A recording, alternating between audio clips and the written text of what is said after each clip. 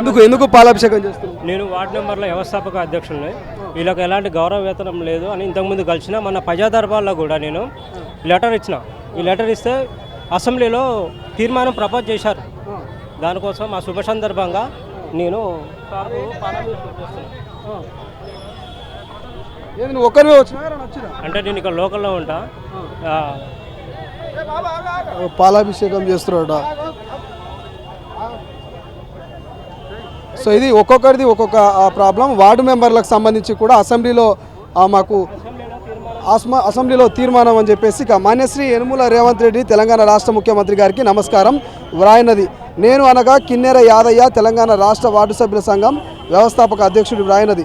అయ్యా, తెలంగాణ రాష్ట్రంలో 12,769 గ్రామ పంచాయతీలు గలవు. తెలంగాణ రాష్ట్రంలో 2018 నూతన పంచాయతీ చట్టం ద్వారా సర్పంచ్ పదవికి గౌరవ వేతనం మరియు అధికారుల వీరితో పాటు ఉప సర్పంచ్ పదవి చెక్ పవర్ ఉమ్మడిగా కల్పించడం జరిగింది. అయ్యా, రాష్ట్రంలో లక్షకు పైబడిన వార్డు సభ్యులు కలరు. వారికి ఎలాంటి గౌరవ వేతనం కానీ అధికారులు కానీ గ్రామ పంచాయతీ పరిధిలోని భాగస్వామ్యం కానీ లేదు. సో గత ప్రభుత్వం వీరిని విమర్శించడం జరిగింది.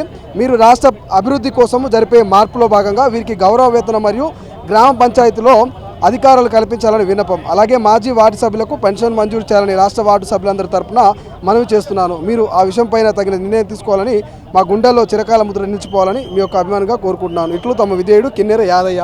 సో ఏమన్నారే మరి అసెంబ్లీలో ఏమన్నారు? అసెంబ్లీలో తీర్మానం ప్రపోజ్ పెట్టారు సార్. దీన్ని మన వార్డు సభ్యులకు జీతాలో లేకపోతే ఏదో పెన్షన్ వార్డు సభ్యులకు గౌరవ వేతనం ప్రకటించండు. ఎంత అంటే 1500 ఇస్తామని ప్రపోజ్ చేశారు. మాజీల వీళ్ళకు విధులు నిధుల్లో అధికారం కూడా కల్పిస్తామని వీళ్ళకి చెప్పిండు. ఇది ప్రజా దర్బారు, ఇది దేవాలయంతో సమానం. ఇక్కడ ఈ సమస్యలను దేవుడు మన రేవంత్ రెడ్డి సారు ముఖ్యమంత్రి దేశంలో మొట్టమొదటిసారిగా ఇది అమలు పరుస్తున్నాడు. దేశంలో మొట్టమొదటిసారిగా అమలు పరుస్తున్నాడు. స్వాతంత్రం వచ్చి 76 సంవత్సరాలు కలిసి ఎందుకు రేవంత్ రెడ్డి గారు ఫోటోకు మొక్కుతున్నావు, పాలాభిషేకం చేస్తున్నావు? ఎందుకు? రాష్ట్రంలో ఒక ప్రజాప్రతినిధుల అట్టడుగు స్థాయి కింది మొదటి స్థానం ఒక వార్డు సభ్యుడు అంటే ప్రజాప్రతినిధులకు మొదటి అత్యున్నతమ స్థానము ప్రధానమంత్రి రాష్ట్రపతి గారు. తొలి మట్టుకే వాళ్ళకు ఒక అధికారాలు, వాళ్ళకు గౌరవ వేతనం అసెంబ్లీలో తీర్మానం ప్రవేశపెట్టాడు. మన శనివారం రోజు మన రామ్మోహన్ పరిగి ఎమ్మెల్యే గారు ప్రపోజ్ చేశారు. ఈ అసెంబ్లీలో బిల్లు పాస్ అవుతుంది. ఆ శుభ సందర్భంగా మన రేవంత్ రెడ్డి సార్కి నేను ధన్యవాదాలు తెలుపుతున్నాను. ఈ సమస్య చాలా 2016 నుండి ఆ సార్ దృష్టికి తీసుకెళ్లాను. అప్పుడు మనకు అధికారం లేదు కాబట్టి ఏం చేయలేకపోయాడు. నేను మొన్న ప్రజా దర్బార్లో కూడా నేను లెటర్ ఇచ్చిన. ఇక్కడ ప్రజా దర్బార్ దేవాలయం లాంటిది సమానము. ఇక్కడ దేవుడు లాంటి ముఖ్యమంత్రి గారు 76 సంవత్సరాలు స్వాతంత్రం వచ్చి ఇప్పుడు మొట్టమొదటిసారిగా మనకు గుర్తింపు తీసుకొస్తున్నటువంటి చాలా లెజెండ్ సారు.